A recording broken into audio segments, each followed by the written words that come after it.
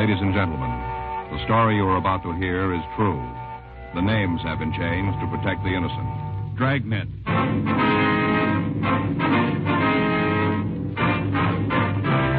Dragnet, the documented drama of an actual crime. For the next 30 minutes, in cooperation with the Los Angeles Police Department, you will travel step by step on the side of the law through an actual case transcribed from official police files. From beginning to end, from crime to punishment, Dragnet is the story of your police force in action. It was Monday, July 6th. It was sunny in Los Angeles. We were working the day watch out of burglary detail. My partner's Frank Smith. The boss is Captain Bernard. My name's Friday. We were on our way out from the office, and it was 8:23 a.m. when we got to the corner of Walton Avenue and Adams Boulevard. A used car lot office. I'm sorry, gentlemen, but you can't come in here. We're police officers. Oh, well, Frank Smith? That's right. My partner, Sergeant Friday. How do you do? My name's Binion, John Binion. How are you? I thought the door was locked. Didn't want anyone to come in until you fellas got here. Are you the owner? Yeah. Did you put in the call? That's right. When I found out I'd been robbed. You want to tell us what happened? I sure do. Only one trouble. What's that, sir? Not much I can tell you. Opened the door this morning, same as usual. Came in, hung up my hat, and sat down at the desk. Yeah. Wouldn't have noticed anything was wrong, but I promised my wife I'd type her jingle first thing when I got here. What's that? A jingle. Wife works all the contests and papers, magazines, you know. Oh, yeah. She writes them in longhand, then I have to type them. Uh-huh. It takes up my time, but it makes her happy and keeps peace in the family. Yeah, you want to go on? I sat down at the desk. Opened the door on this side. See? Yeah. Reached in to pull the typewriter up into position. No typewriter. It was gone, huh? Yeah. Knew something was wrong.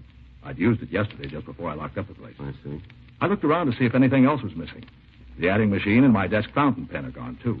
Now, how about the outside? Are there any cars missing? Yeah. One. A 1953 Dodge. I was saving the real bad news to last.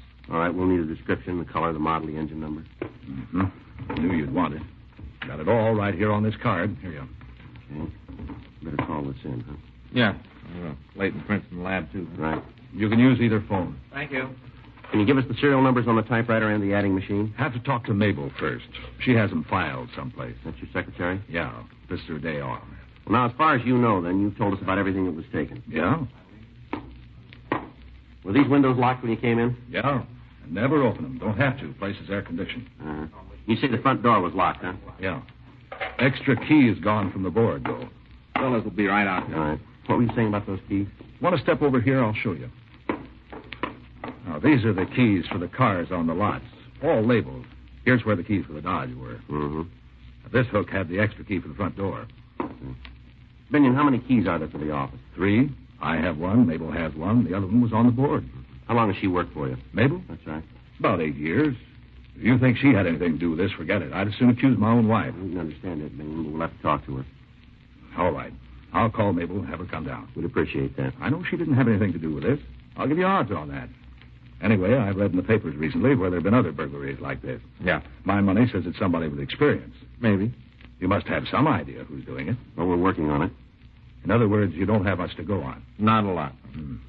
Doesn't sound too good for me. I mean, my chances of getting my property back. We'll do what we can, sir. I know, but if you don't have any leads, if they don't make any mistakes, there isn't much you can do, is there? Seems to me the thieves always have the edge. Yeah, it begins that way. Huh? They always start before we do.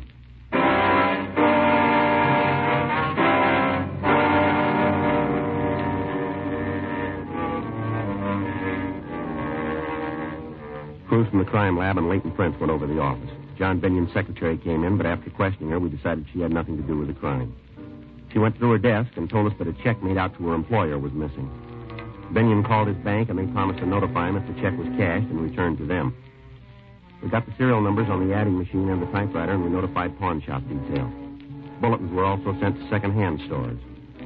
The latest burglary was similar to others that we've been investigating. The thief's M.O. was no different than we had on file, and to date, we have been unable to make any recoveries. We talked to informants, but they could give us no leads to the identity of the burglar. The report from the crime lab was the same as on all the other thefts. Entry had been made through the door. The lock had not been forced, indicating either the use of a key or some instrument to pick the lock. Leighton Prince failed to find any usable fingerprints. Tuesday, July 14th, 10:31 a.m. Yeah, I got it. Burglary Friday. Yeah. Mm-hmm. With your name? You have it now? All right, we'll be right out. Right, bye. It was Binion. He called from his bank. Yeah? I think he turned a lead. What do you mean? Stolen check was cashed.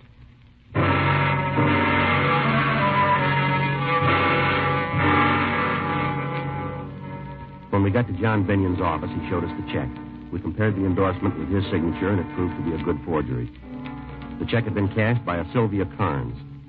Frank and I drove to the address. It was a small bookstore at the corner of Citrus Avenue and Hollywood Boulevard. Miss Carnes was shown the check, and we asked if she remembered who'd given it to her. Let me think now. John Binion. Not too good on people's names. Let me check the sales slips for that day. I should have a record of what he bought. Excuse me. Yes, ma'am. I forget names, but when I look at the books they buy, most of the time I can remember the person. Mm-hmm. Yeah, here they are. You always write the name on cash sales? Yes, it's a good way to build a mailing list. Mm-hmm. Here it is. John Binion on the 8th. Let's see. Mm-hmm. Now, can you remember anything about the man? I might. May I have the slip, Mr. Friday? Here you are. From Blackboard to Back Bay. Oh, yes. This is by a country school teacher. Gave up the Little Red Schoolhouse to become a private tutor. Tells about some of his problems and how he dealt with them. It's quite amusing. Yes, ma'am. But does it remind you of anything about the man?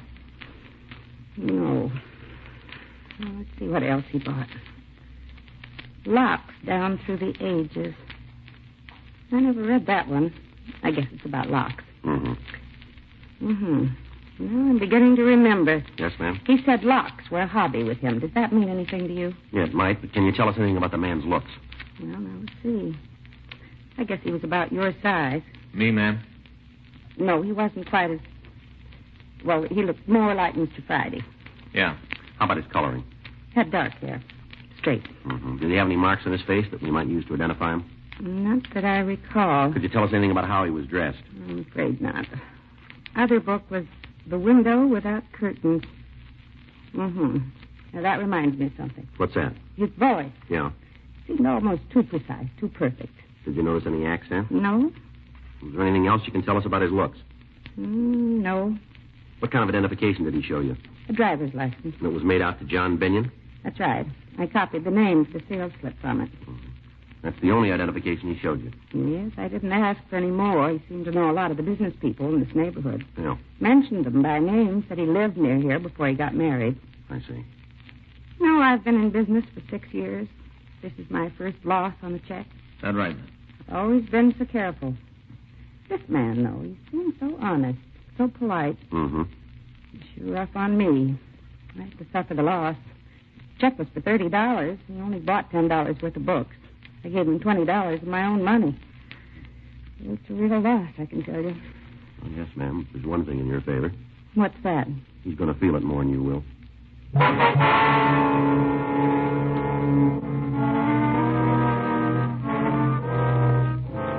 From what Sylvia Carnes told us, we knew that our suspect was also a forgery artist, or he had connections that could furnish him with suitable identification.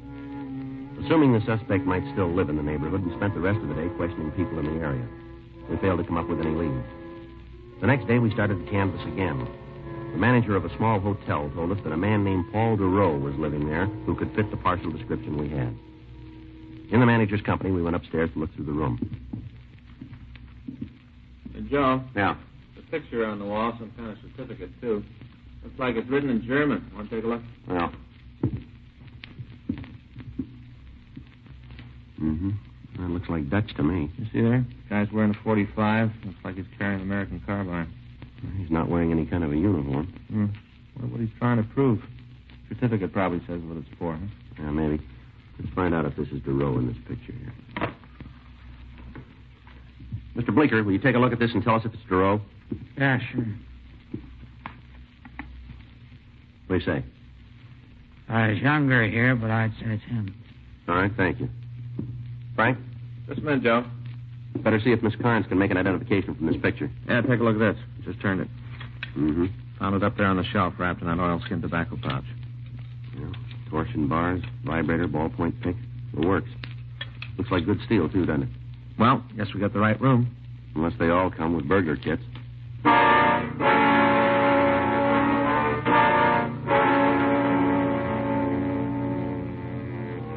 Frank and I continued to search the room.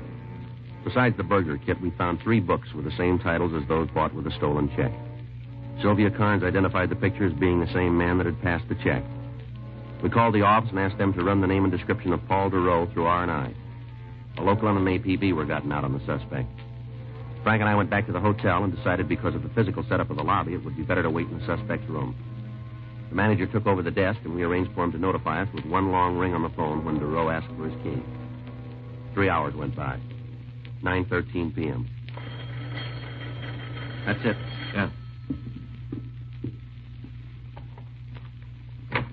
All right, hold it right there. Oh. Get the light, Frank. Yeah. Who are you? Police officers, what are you doing here? You're police, eh? That's right. Who are you? Paul sent me up here. Paul DeRoe? That's right. Where's he now? Why do you want to know? Come on, lady, where is he? Waiting for me. Where? Outside in the car. Is he still waiting? I don't know. What do you mean? Well, he left me off at the door. There wasn't any place to park. All right, go ahead. He was going to drive around the block and pick me up. What kind of a car is he driving? Well, I'm not sure. You rode in it, didn't you? Yes? Well, don't you know what kind it is? I didn't pay any attention. Well, what do you mean? Well, he drives so many different kinds.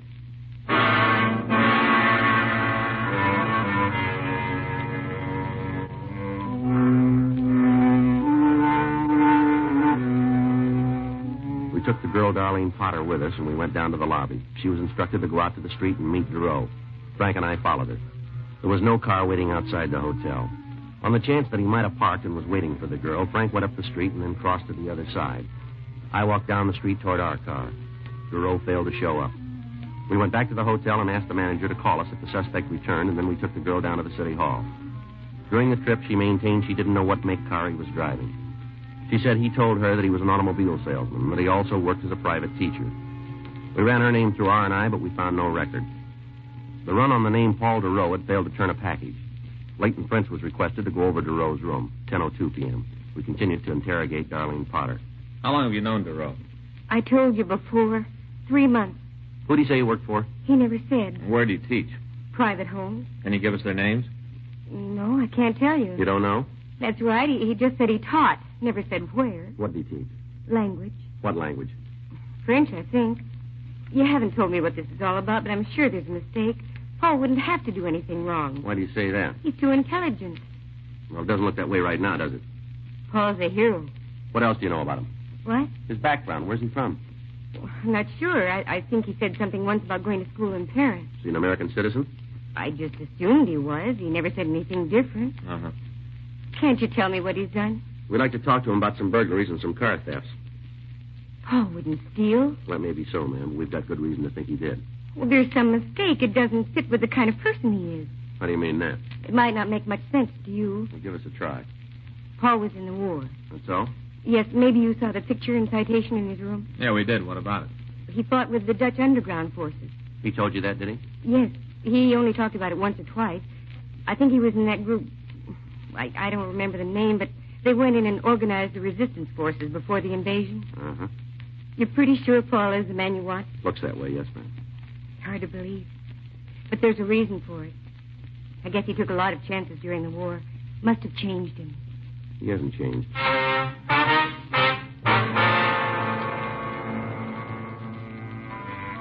Further interrogation of Darlene Potter convinced us that she knew the suspect only as a friend. When we drove her home, she gave us a more recent snapshot of DeRoe.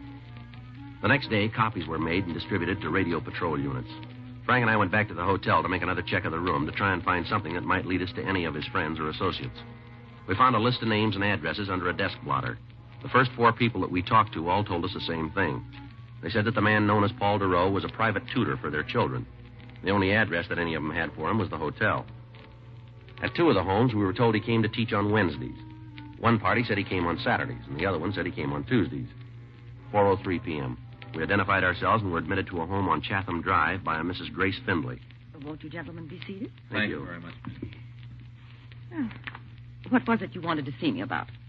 Well, Miss Findlay, we'd like you to look at this picture and tell us if you recognize this man. There you are. Certainly.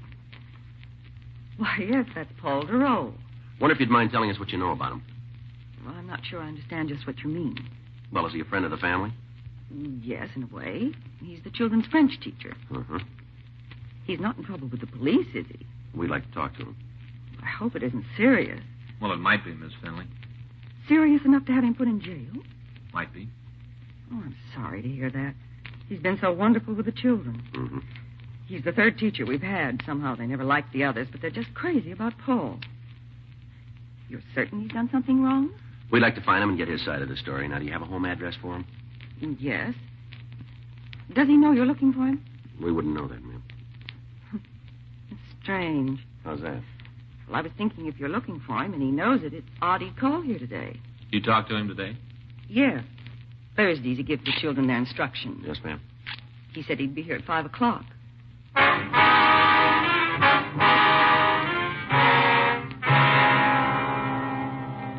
With Mrs. Findley's permission, Frank drove our car into the garage, and then we waited for Duro to arrive. While we were waiting, Mrs. Findley told us that when Duro had applied for the job, he'd showed her several letters of recommendation from families in the East. Because of his intelligence and her children's instant liking for him, she hadn't made a check on his background. She went on to say that she had noticed him driving several different makes of cars, but she couldn't give us a description of any of them. 5:06 p.m. The front doorbell rang. That must be him. I hope there's no trouble. All right, you wait here, Miss Findley. All right. Don't worry about it.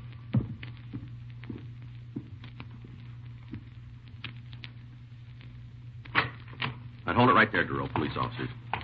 This is hardly the reception expected. All right, move over. Put both hands up against the door. Come on, move. We use the same method. Frank? Yeah, he's clean, sir. I could have told you, gentlemen, that I'm not in the habit of coming to a client's home carrying a gun. All right, turn around. Get your hands behind your back. Couldn't we dispense with the handcuffs? This is rather embarrassing. Well, you'll get used to it. I was thinking about the children. I don't want them to see me like this. You should have thought about that sooner. Better get the car, huh? Right. I imagine this is about the check I cashed. A few other things.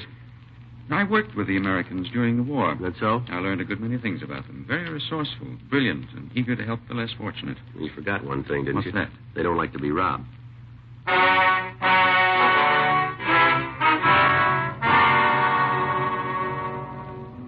We contacted the office and had them send another team out to pick up the car Duro had driven and take it down to the police garage. On the way down to the city hall, the suspect told us he'd been in this country about 6 months. He refused to talk about anything except what a great country he thought America was. Frank went to check with DMV on the suspect's car, and I took Duro to the interrogation room. It's wonderful. It's the only place in the world to live. Yeah, well, all right, Duro. We got the idea you're sold on this country. Now let's get on to cases and talk about the reason we're here. How about it? It might as well be now as later. All right, fine. You want to start by telling us what you did with this stuff? I spent the money. The books are in my room. What about the other things you stole? Oh, there must be some mistake. I didn't steal anything. Well, you cashed a forged check, didn't you? Yes, I admit that. And the check was stolen? It's possible, but I didn't take it. You expect us to buy that, Duro? It's entirely up to you. Where'd you get it? If I said I found it, could you prove otherwise? It won't be necessary. We can nail you on a forgery rap right now. That's what I had in mind. I have no desire to be connected with anything else. Well, you seem pretty anxious to pick up that tab. Well, it's only right. I took a chance and lost. I'm willing to settle for my mistake. Yeah, well, that's real big of you, but I got a hunch we'll be able to tag you with more than a 470. Sure, let me see a minute. Yeah. What do you got? Well, I'm not sure now we got the right guy in the car theft. What? I checked with DMV. The car Duro is driving is registered to a Seward car company. I called him. Yeah. They told me he works for him.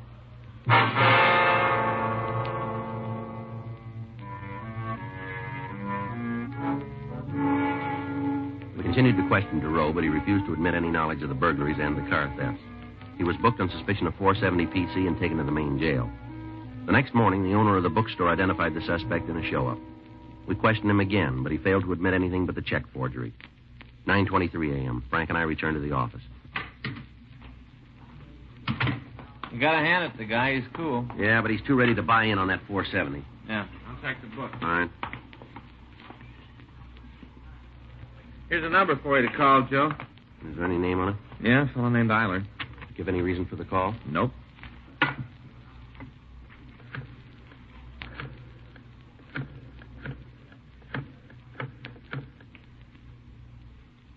Hello, I'd like to speak to Mr. Eiler, please. This is Sergeant Friday, Police Department. That's right. I see.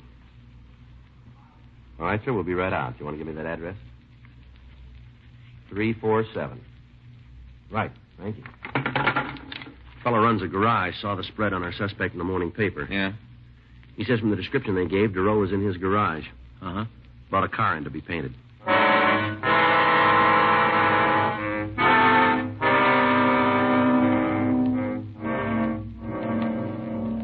Frank Frank and I drove out to the garage, and when we showed DeRoe's picture to Frank Eilers, he identified him as the man who'd brought in a Nash sedan to be repainted.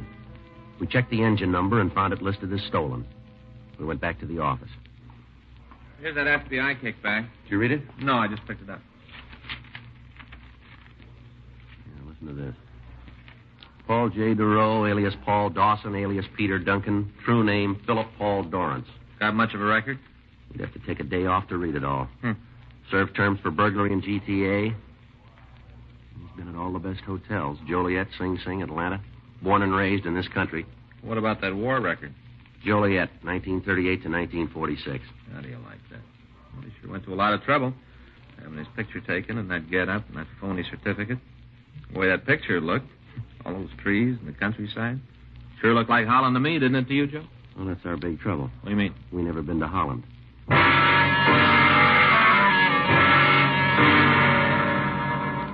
We went back to the main jail and had the suspect brought to the interview room. He still denied any connection with the burglaries and the car thefts. 12:16 p.m. With my war record, I don't have to be subjected to Now, this. look, we got you made on the check, and it won't be hard to prove you stole that car. Your story falls apart like a $4 suit.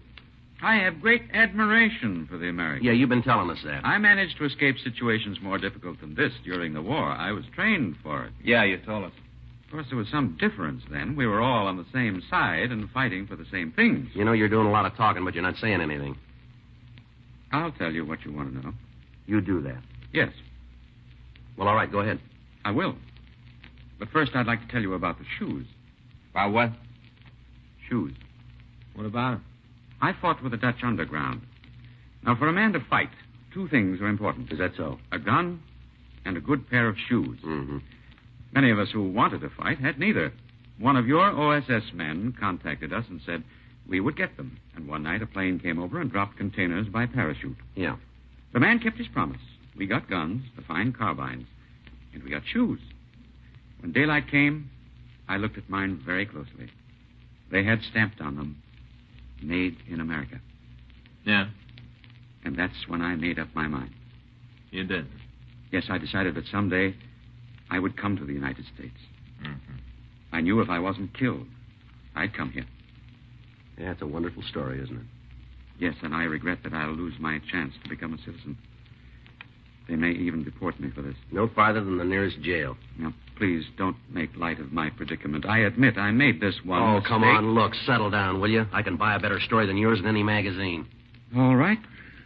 I didn't want to do this, but I insist that you call the Dutch consul. They never heard of you. Well, there must be a mix-up of some sort. Somebody must know me. Yeah, sure, every prison warden in the United States. You've got a record that'll reach from here to Holland, but that's the closest you ever been. Your real name's Philip Dorrance. The only war you ever fought was in the prison library over the daily papers. You've been in and out of every joint in the country. Now, there's more. Do you want the rest of it?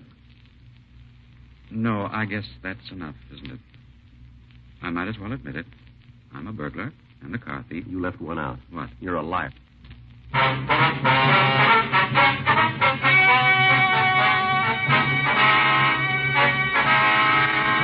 Paul Michael DeRoe was tried and convicted of burglary in the second degree, 3 counts.